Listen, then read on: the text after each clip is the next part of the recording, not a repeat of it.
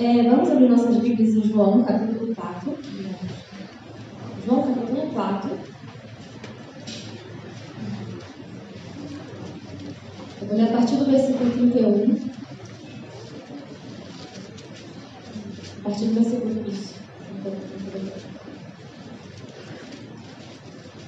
João, capítulo 4, a partir do versículo 31. Bem? Enquanto isso, os discípulos insistiam com Jesus: Rabi, coma alguma coisa. Ele, porém, respondeu: Eu tenho um tipo de alimento que vocês não conhecem.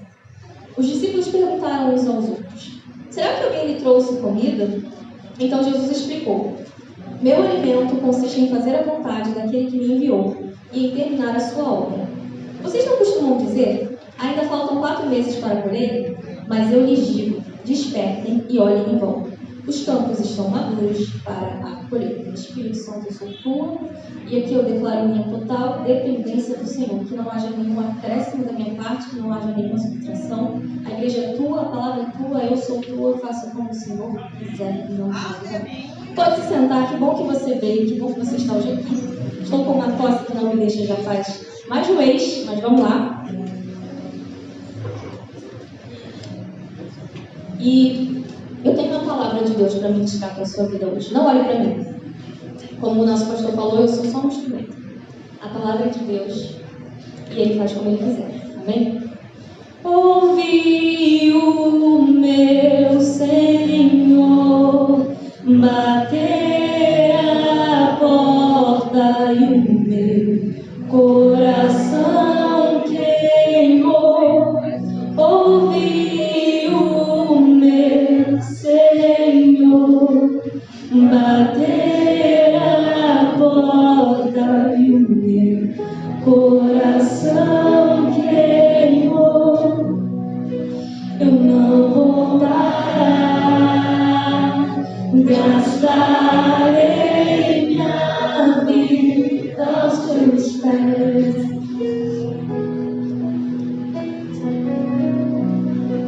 Eu não vou parar, gastarei minha vida aos teus pés. Amém. A gente está acabando janeiro e durante esse mês, a gente recebeu ministrações sobre oração, sobre santificação, intimidade, adoração, ministrações lindas e muito abençoadas por Deus. E agora a gente está fechando esse mês. E o nosso pastor fez menção de a gente estar passando no spa de Deus, né? Mas veja bem, quando você fala spa, dá a sensação de um lugar onde você vai para relaxar e você sai de lá super de boa e tal. Mas na verdade não é bem isso que o nosso pastor está tentando dizer. O que ele quer dizer é um lugar onde a gente vai para ser amassado. Não sei se você já foi no spa, mas dói. Que é para tirar aquele nó das costas, sabe? Dói. E hoje o Espírito Santo vai amassar a gente mais um pouquinho. Mas quando ele faz isso é porque tem um propósito. Então se permita hoje ser moldado pelo Espírito Santo, ser amassado para tirar tudo quanto é nó que possa estar aí nas nossas vidas. Amém?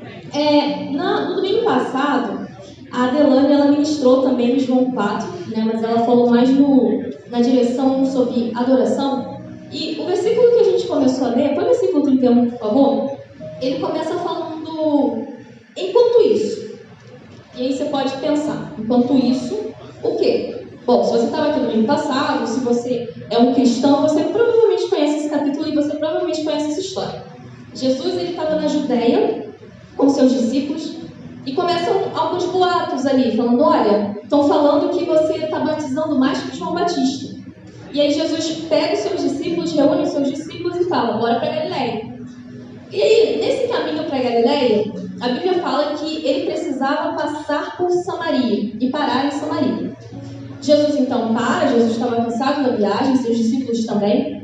Seus discípulos vão comprar comida e Jesus fica ali na beira do poço. Aparece uma mulher, a mulher samaritana, história famosa, começa a conversar, Jesus fala algumas coisas, ela fala outras, ela faz perguntas para Jesus e no final Jesus se revela como Cristo. Falou, eu sou Cristo, eu estou falando com você. E nesse momento, a mulher, ela deixa o seu cântaro, ou seja, o recipiente que que ela iria utilizar para pegar água, ela deixa, ela larga tudo ali e ela vai correndo para a cidade para chamar os moradores. Enquanto isso, os discípulos voltam com comida. E eles começam a insistir: come, Jesus, come, come, come. E Jesus recusa aquilo. Jesus fala: olha, não, tem uma comida que eu preciso comer. Eu não posso comer isso que vocês estão me dando agora, porque existe algo que eu preciso comer. E os discípulos ficam: será que alguém trouxe alguma comida para eles? Será que aconteceu alguma coisa que a gente não está sabendo e tal? E aí Jesus fala: a minha comida, o meu alimento consiste em fazer a vontade do meu Pai e completar a sua obra. E aí Jesus continua ali num diálogo com seus discípulos, até que então vem os moradores da cidade e Jesus começa ali a completar a obra que ele foi fazer ali, que era a divulgação do Evangelho entre os samaritanos. Gente, vamos lá. Jesus, ele vinha de uma viagem. Jesus estava cansado, certo? Vamos pensar um pouco. Eles não era que nem hoje, que a gente tem moto para chegar rapidinho, que a gente tem carro, que tem avião e tal. Não, era na canela, era andando. Então, Jesus ele vinha de uma rotina muito pesada, Jesus estava cansado, Jesus estava com fome. O versículo 6, ele fala assim: o poço de Jacó ficava ali, e Jesus, cansado da longa caminhada, sentou-se junto ao poço por volta do meio-dia. Jesus estava cansado, Jesus estava com fome. Então, gente, é absurdo o fato dos discípulos chegarem e ficarem insistindo para Jesus comer? É um absurdo isso? Não, certo? Gente, comer é uma necessidade, é algo fisiológico. A gente precisa comer, a gente precisa se alimentar. Então não é um absurdo. Os discípulos estavam preocupados com Jesus, eles queriam que Jesus comesse. Só que o que os discípulos não entendiam naquele momento é que existia algo maior para ser feito, que não poderia ser substituído pelo alimento perecível. Jesus, ele era tão preenchido pelo propósito divino e pela vontade divina, que ele era capaz de abrir mão de algo que era necessário, que era essencial. Jesus precisava comer, Jesus era homem, Deus, ele precisava comer. Mas existiam coisas que afligiam tanto a alma de Jesus e que mexiam e comoviam o coração dele, que ele era capaz de abrir mão de coisas que até eram essenciais, mas que eram secundárias. O que tirava a fome de Jesus? Fazer a vontade de Deus e completar a sua obra. E aí, eu te pergunto, o que tira a sua fome? O que mexe com o íntimo da tua alma? O que mexe com você? Enquanto Jesus ele estava pensando em algo celestial, os discípulos insistiam: come Jesus, come Jesus, come Jesus. E Jesus falou: eu não posso comer isso agora, porque existe algo maior que eu preciso fazer. Algo que, esse alimento, ele é perecível, mas existe um alimento, que é um alimento eterno, que eu preciso me alimentar desse alimento agora. Que alimento é esse? Fazer a vontade de Deus e completar a sua obra. A gente tem vivido um tempo onde Deus, ele tem sido tratado como um mago. Eu esqueci o nome daquele coisa que a gente... gênio, isso. Que você esfregava e o gênio saía e você fazia os pedidos. Deus parece que ele tem sido tratado dessa forma, sabe? A gente busca Deus, mas na verdade não é bem porque a gente quer Deus, é porque a gente quer o que Deus vai fazer, né? E é um tempo onde a gente pede coisas perecíveis, a gente fica pensando só na gente mesmo, no que a gente pode receber de Deus. Nesses dias alguém estava comentando que alguém veio para a igreja e falou: eu vim para a igreja porque eu quero receber uma casa. Uau! Que pequeno, né? Vir à presença de Deus porque quer receber algo perecível. Eu sei que muitas vezes pessoas são atraídas por necessidade, mas permanecer na presença de Deus porque você quer algo perecível. E a gente tem que viver esse tempo onde a gente fica querendo coisas efêmeras, coisas passageiras. E a gente chega na igreja, o que se fala é: o que você veio buscar hoje aqui? Você vai sair daqui com o que você veio receber. Gente, me entendam muito bem. Não existe existe nada de errado em você apresentar suas petições a Deus, tá? A Bíblia fala sobre isso, para a gente apresentar tudo diante de Deus em oração. A gente tem liberdade, Deus é o nosso Pai, e a gente pode sim se achegar a Ele e apresentar a Deus, eu preciso disso, a gente pode fazer isso, tá? Eu não estou falando contra isso. O que eu estou falando é de uma postura onde o homem se torna o centro e Deus é alguém apenas para satisfazer os desejos e as vontades humanas. Aonde o que Deus quer, pouco importa. Mas o que eu quero que Deus faça, isso importa muito. E a gente tem vivido esse tempo, onde a gente busca Deus apenas por aquilo que Ele pode fazer para a gente. E aí, hoje o Espírito Santo, Ele diz aos nossos corações: eu tenho te abençoado, eu te dou paz, eu te dou alegria, eu te dei a salvação, o melhor presente, a melhor bênção que eu poderia te dar, a salvação. Eu, além de ter te dado a salvação, eu te dou bênçãos espirituais, eu te dou bênçãos materiais. Sim, Deus nos dá bênçãos materiais.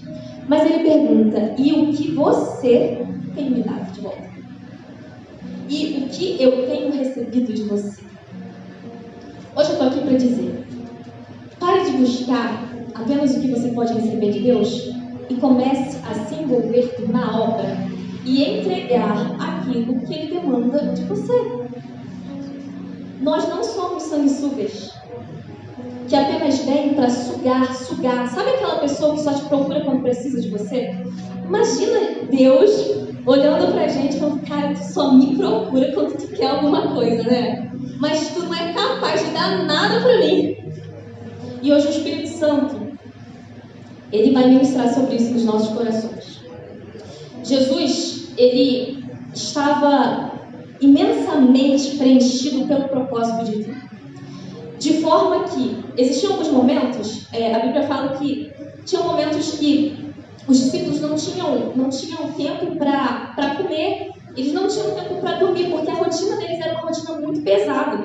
E aí Jesus chegava para eles e propunha: olha só, vamos para aquele monte para a gente descansar um pouco, para vocês precisam descansar, vamos para lá. E eles iam. O que acontecia? Chegava lá, estava cheio de gente. E aí Jesus olhava para aquilo e ficava: aquilo mexia com Jesus de uma forma. A Bíblia fala que ele era movido de íntima compaixão. Aquilo mexia com a alma de Jesus, porque eram como ovelhas sem pastor. Ele olhava para aquelas pessoas e eles falavam: olha, eu até estou cansado, eu até estou com sono, eu até preciso dormir, mas eu não tenho como negligenciar isso que está acontecendo aqui. Jesus, para a gente, Ele é o maior exemplo, e Jesus é o nosso modelo. Embora a gente possa ter referenciais na terra, Jesus é o nosso modelo. E Jesus olhava para aquilo e, cara, aquilo tirava a fome de Jesus, aquilo afligia a alma de Jesus, de forma que Ele não é capaz de negligenciar aquilo. E o Evangelho parece que atualmente ele tem sido muito sobre nós. Sabe, saem esses cursos, como se desenvolver ministerialmente. Isso é bom, isso não é um problema, tá? Como obter sua casa, é sobre um carro, é sobre coisas. A Bíblia vai falar que isso são coisas. Quando a gente lê Mateus 6, Jesus vem falando: o Pai de vocês sabe que vocês precisam dessas coisas. São tudo coisas. E Ele fala: busca o reino. Busca o reino.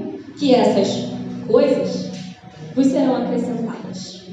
Então, eu estou aqui para te falar: pare de apenas querer se preencher.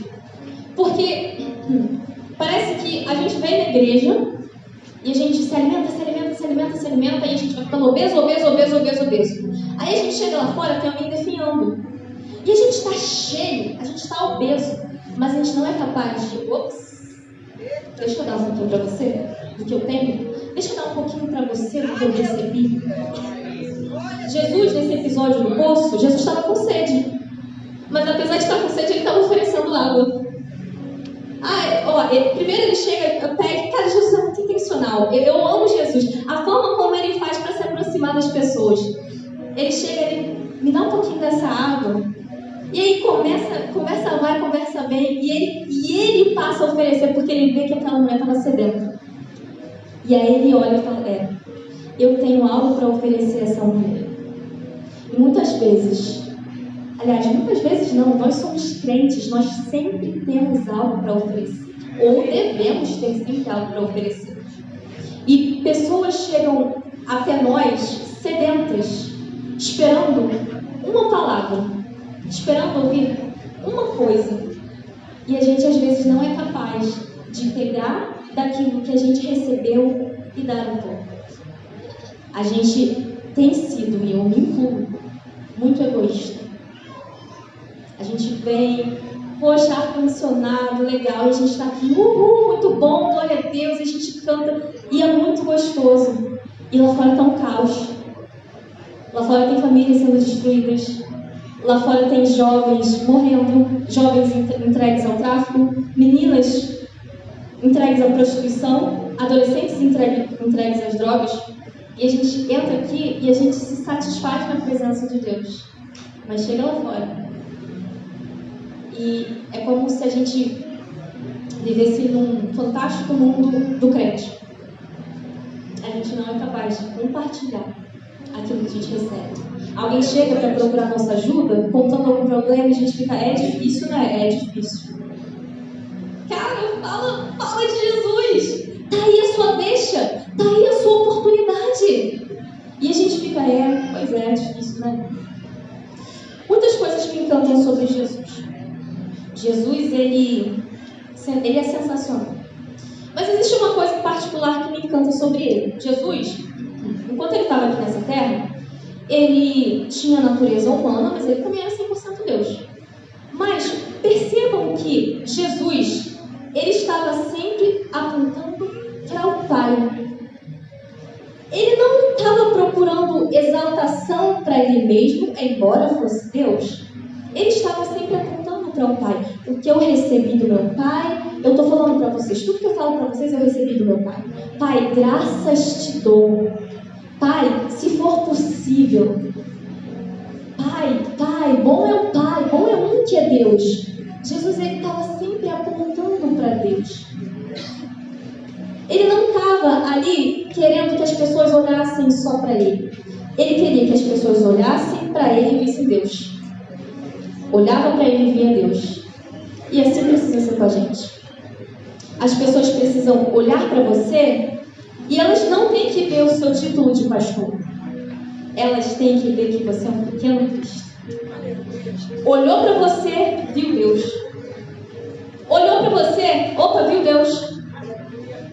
É isso que esse mundo precisa. Esse mundo não precisa de títulos. Esse mundo precisa de Cristo. E isso você tem. Jesus estava sempre apontando para Deus. Tudo era sobre Deus. Não, o meu Pai, o meu Pai, o meu Pai. Os apóstolos era Deus. João Batista é uma pessoa incrível. Porque João Batista ele veio antes de Jesus e ele veio preparando o caminho.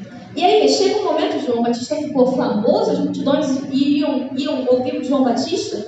E chega um momento que alguém chega para ele e pergunta: você é o Cristo? Ele fala: eu? Não, eu não. Eu não sou o Cristo, não. Eu sou só uma voz. E ele apontava, Jesus aparece, esse é o Cordeiro. É ele, olha para ele. Eu? Não. Eu só vim preparar um caminho, é ele. E João Batista, ele sabia que por fazer isso, ele poderia enfrentar o martírio, ele poderia sofrer.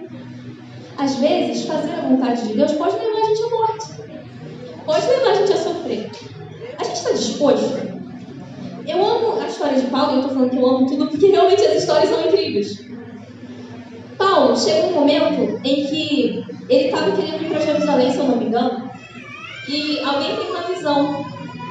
E na visão, a pessoa, né, da visão iria sofrer açoites, iria ser preso, iria isso, iria aquilo, ia pressionar Paulo. E aí, os discípulos de Paulo começam a falar: Paulo, pelo amor de Deus, não vai, você vai sofrer, você vai apanhar, você vai não sei o que lá. E aí Paulo fala assim, tranquilamente: gente, olha só, o Espírito Santo já me alertou que em todas as cidades que eu passar, me aguardam prisões, me aguardam açoites, me aguardam um monte de dores. Mas eu preciso pregar, porque sobre mim pesa essa responsabilidade. E ai de mim se eu não pregar o Evangelho. Ele sabia o que ele ia passar. Não é como se ele não soubesse. Não é. Jesus, ele não chega pra gente e fala, vem que vai ser só flores. Quando Jesus ele fala com os discípulos e vai seguindo, né, nos evangelhos, ele fala, olha só, você quer me seguir? Pega a tua cruz, renuncia você mesmo.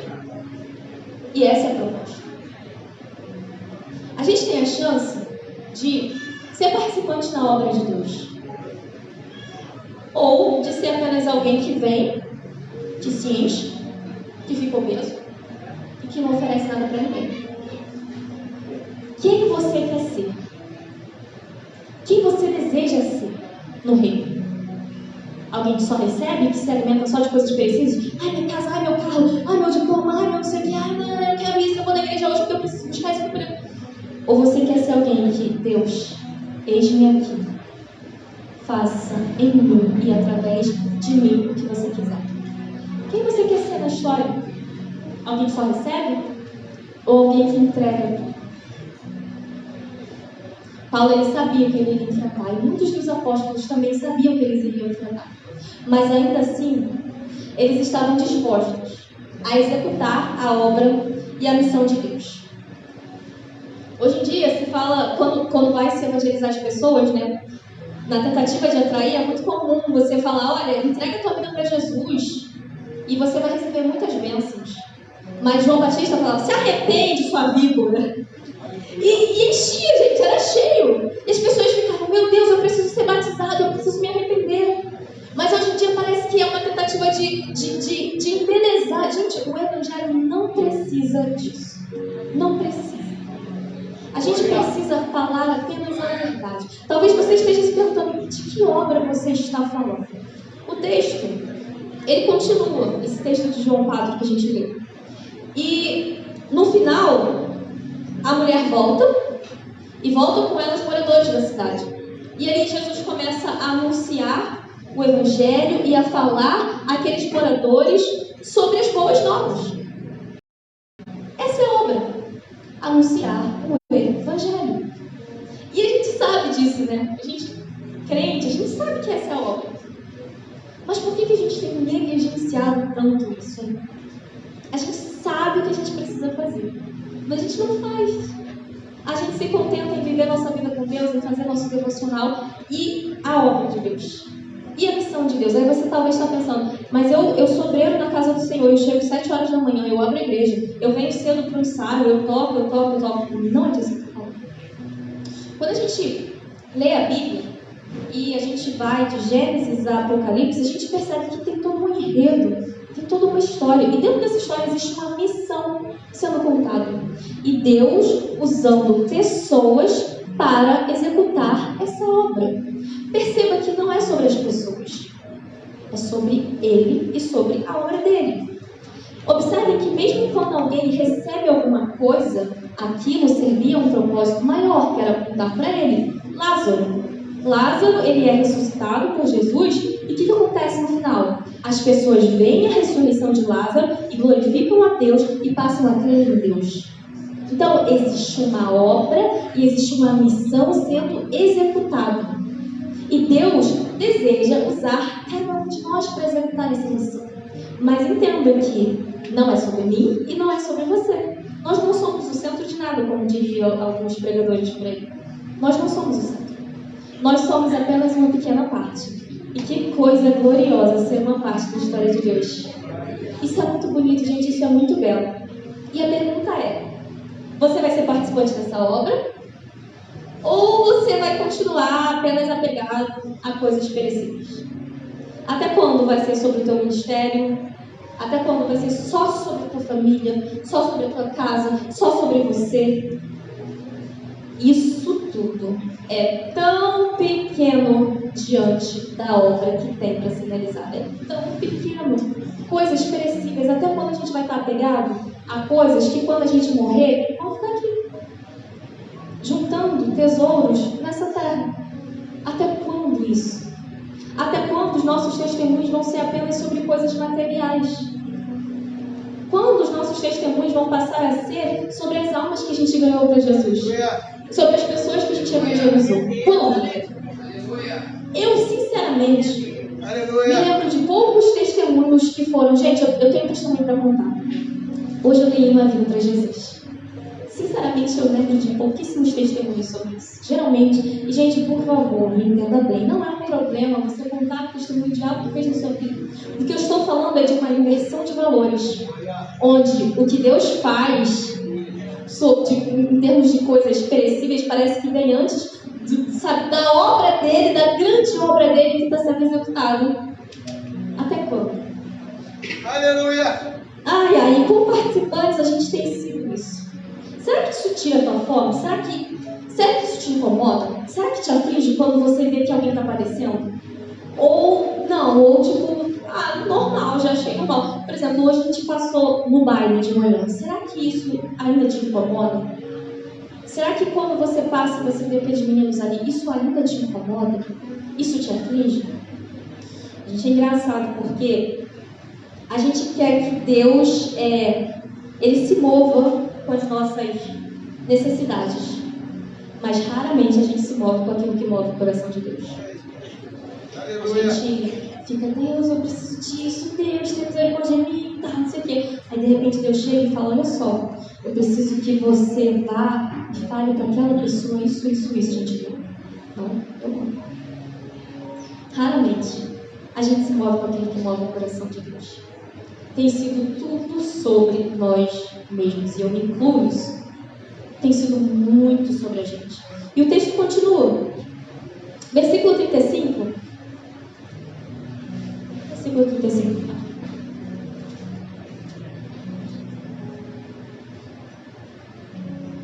Vocês não costumam dizer, ainda faltam 4 meses para a colheita, mas eu lhes digo, despertem e olhem em volta. Os campos estão maduros para a colheita. O tempo chegou. Não tem desculpas. Quando eu tiver 30 anos. Quando eu tiver 60 anos. Não, se fosse quando eu era mais jovem, talvez daria para fazer. Agora eu já estou muito velho, não dá para fazer nada. O tempo é agora. Acorda! O tempo é agora! Tem gente morrendo do nosso lado! Acorda! A gente precisa compartilhar aquilo que a gente tem. Não é... Olha só, Deus não salvou a gente com a finalidade terminando apenas na gente mesmo, não. Passa pela gente e vai aos outros. Não, nós não somos a finalidade. A gente está se achando a última bolacha do pacote. Como se fosse sobre a gente. Do tipo, Deus me salvou e é sobre mim, é sobre isso. Observe que sempre que Deus levanta alguma coisa, alguém da Bíblia, é por algo maior. Deus cura alguém e fala, vai na cidade, volta para tua cidade, volta para tua casa, volta na tua casa. Deus levanta um profeta para profetizar para uma nação. Nunca é sobre uma pessoa e vai ficar só naquela pessoa, não. É sobre um propósito, é sobre uma obra maior, a obra de Deus. A gente fica buscando sempre, Deus, qual é o seu propósito para a minha vida? Está na Bíblia. Está aqui o propósito de Deus para a sua vida. Esse é o maior propósito. É claro que você vai viver outras coisas em Deus, mas existe um grande propósito que é a obra dele, que precisa ser executada. A gente tem que parar de ficar só acumulando coisas. De que servem meus diplomas se isso não for usado para Deus? Não vale nada. De que serve teu emprego? De que serve, eu não sei, as coisas que você tem, as coisas que você constrói, se isso não for usado para algo maior? Não vale de nada. Aleluia! Que medíocre é a vida que a gente vive só pra gente ver. Que vida pequena. É a vida focada só na gente. E olha, eu espero que assim como eu estou me sentindo desconfortável com essa palavra, você também esteja se sentindo. Porque enquanto eu estudava essa palavra, eu chorava e eu pedia perdão a Deus. Eu ficava, Deus, me perdoa. Porque durante muito tempo da minha vida eu foquei só nos meus estudos. Muito tempo. Vocês me conhecem. Muito tempo. Não quer dizer que eu não atuava, mas A maior parte do meu tempo era focado nos meus estudos. De que servem meus diplomas se isso não for usado para o reino? Será que você está disposto a abrir mão de coisas em prol do reino, em prol de um propósito maior, para viver algo maior, para ser participante da obra dele? Jesus, ele busca pessoas preenchidas, não pelos seus próprios propósitos. Jesus não busca títulos. Jesus procura gente intencional, preenchida pelo propósito divino, assim como ele é. A gente fica esperando estar numa determinada posição, estar num determinado lugar. Quando eu for o pastor, quando eu for o líder. Não, quando eu estiver em algum outro país. Não, é agora. É aqui. É aqui que Deus colocou, é aqui. Jesus, ele era intencional, era na beira de um poço, era passando pela estrada, era na casa dele, nem na casa dele ele tinha descanso. As pessoas iam até lá procurá-lo. Era na sinagoga, era em todo lugar, porque ele era intencional. E ele procura pessoas intencionais, pessoas que estão dispostas a revelá-lo em todo tempo e em todo lugar. Pessoas que estejam tão preenchidas pelo propósito dele, que serão capazes de abrir mão dos seus próprios propósitos. Vamos ler Lucas? A gente precisa ler esse texto. Lucas capítulo 1, a partir do versículo 26.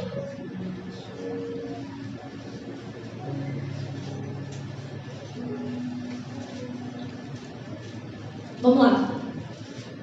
No 6º mês da gestação de Isabel, Deus enviou o anjo Gabriel a Nazaré, uma cidade da Galileia, a uma virgem de nome Maria. Ela estava prometida em casamento a um homem chamado José, descendente do rei Davi. Gabriel apareceu a ela e lhe disse: alegre-se, mulher favorecida, o Senhor está com você.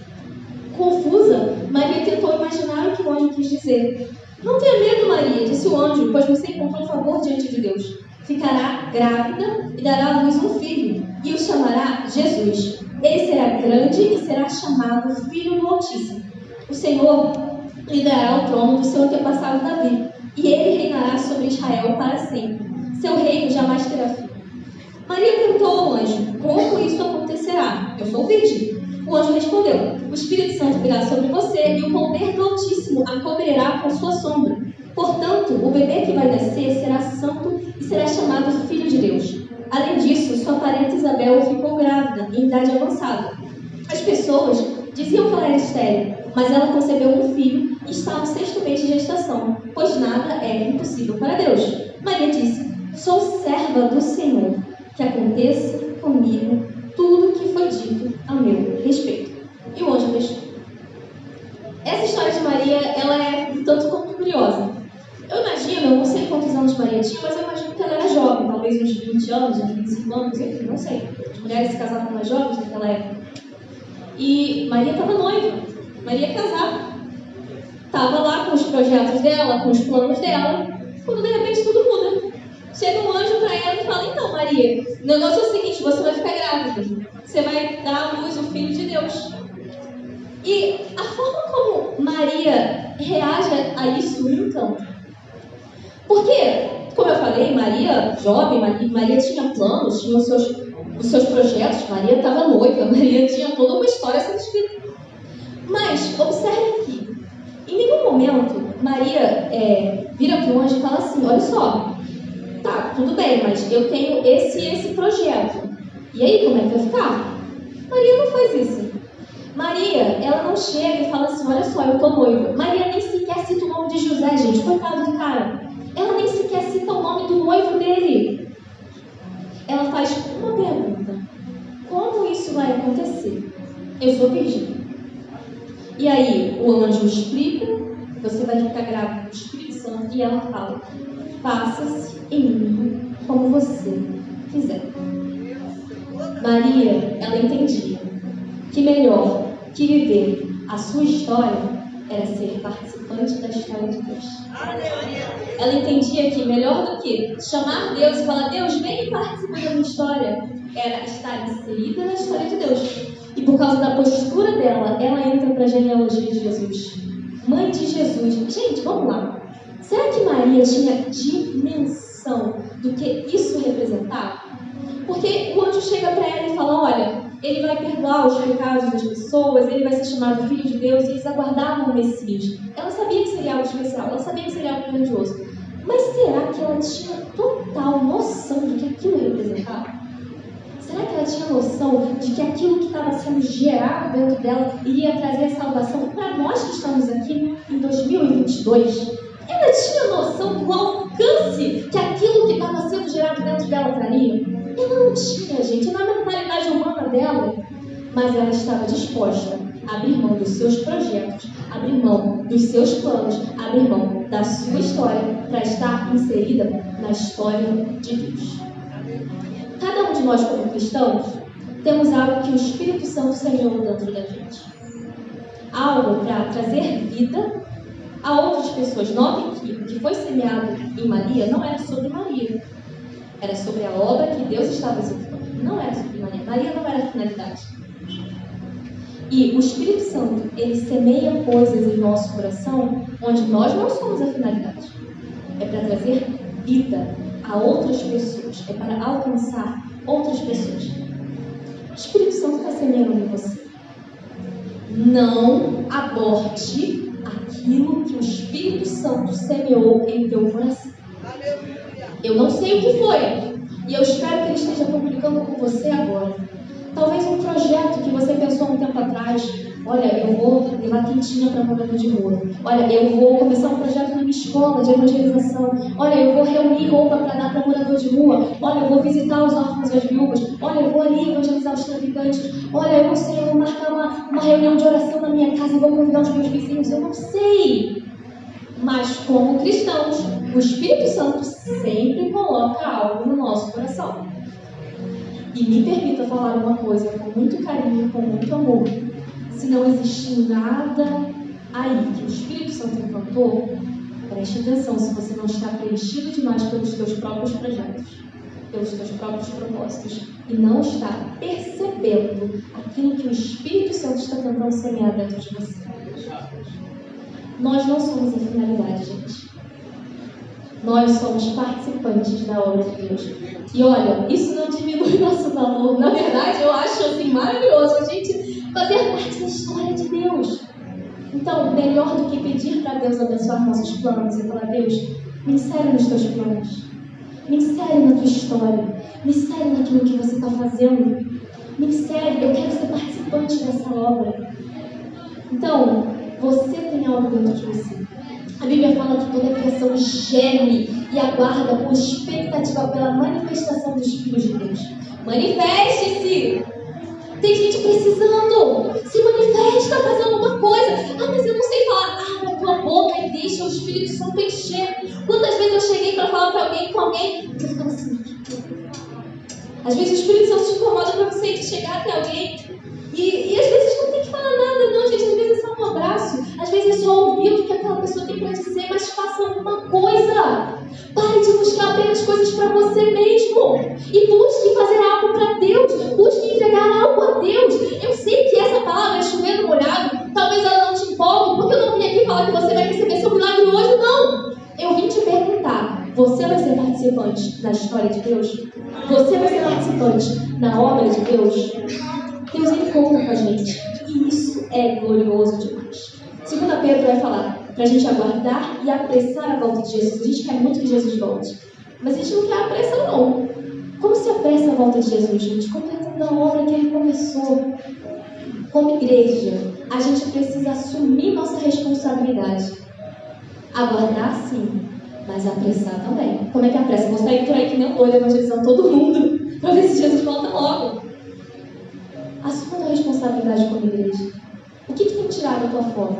O que você olha e aquilo mexe com o teu íntimo e você fica: meu Deus, eu preciso fazer alguma coisa sobre isso. Você passa e você fica: meu Deus, não dá, eu preciso fazer alguma coisa. Existe algo que aflige a tua alma, só eu. Não é possível. O que mexe com você? O que faz você perder sua fome? O que faz você abrir mão de coisas perecíveis? Será que você tem sido capaz de abrir mão de coisas que quando você morrer vão ficar aqui para olhar para aquilo que Deus quer fazer, para apontar para Deus, que a sua vida seja uma vida que aponte sempre para Ele, que não seja sobre você, que seja sobre a expansão do reino? No capítulo 4 de João, começa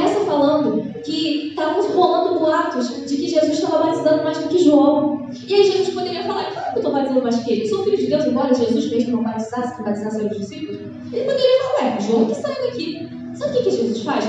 Ele reúne os discípulos dele e fala, galera, bora para outra cidade, que João está fazendo já aqui, então vamos para outra cidade. Sabe o que eu entendo? Jesus não queria competição, não, Jesus queria expansão. Às vezes a gente fica perdendo o nosso tempo competindo para ver quem é o melhor, quem é isso, quem é aquilo. Cara, vai expandir o reino. Vai expandir. Vai completar a obra que ele começou, e isso é glorioso demais. Fica de pé, amém? Vamos fazer uma oração.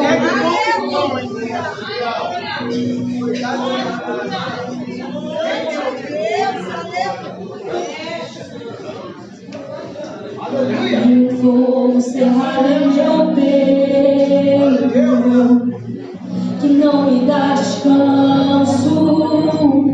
Eu não tenho descanso. Existe um fogo cerrado em meu peito, que não me dá descanso. Eu não quero descanso. Então a gente vai fazer o quê? Deixa queimar, deixa queimar. Deixa queimar, deixa queimar. Deixa queimar, deixa queimar. Deixa queimar, deixa queimar. Deixa queimar, deixa queimar. Deixa queimar, deixa queimar. Ah, Senhor, a tua presença nesse momento, eu te agradeço pela tua palavra, Deus. Como é glorioso ser participante, Senhor, daquilo que o Senhor está fazendo. Deus, me livra, Senhor, de estar presa a mim mesma, Senhor. Nos livra como igreja de estar olhando apenas pra gente, Deus. Nos perdoa, Senhor, pela negligência. Nos perdoa por sermos omissos tantas e tantas vezes, Pai. Nos perdoa por nos prendermos a títulos, a coisas que merecem, a coisas que o Senhor não se move. E nos ajude, Senhor, para que o nosso coração se mova com aquilo que move o teu coração, Deus.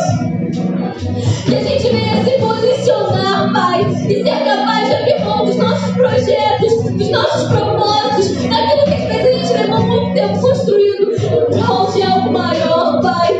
Que o Senhor encontre na gente um coração disposto verdadeiramente, um coração disponível verdadeiramente, que o nosso mesmo aqui não seja algo da boca para fora, Senhor, mas que seja algo real, que seja algo verdadeiro, Senhor, independente do lugar, independente da hora, independente da pessoa, independente se chega bem, se chega mal, se fala bem, se fala mal, se vai me dar algo em troca ou não, Senhor, que eu esteja disposta, que eu esteja disponível, Senhor. Deus, usa-me, Pai, como o Senhor quiser. Eu não quero os meus títulos, eu não quero os meus diplomas, se isso não for pra ti. Pouco me importa, Deus, as coisas materiais que eu construí. Pouco me importa, e no teu altar, mais uma vez eu me apresento, Senhor. Me envolva na tua história, Senhor. Nos envolva na tua história, Senhor. Espírito Santo, incomoda os corações. Espírito Santo, que a gente não aborte aquilo que você semeou na gente, mas que o Senhor encontre espaço para crescer. Perdoa-nos, ó Deus, pela negligência. E nos ajude para que a gente de fato se mova com aquilo que te move. E alcance vidas, e alcance pessoas, e seja participante da tua obra, Pai. Muito obrigada por essa graça. Muito obrigada por esse amor que nos liberta, que nos salva e que nos permite, Senhor, escrever contigo, Pai. Eu te amo, Jesus.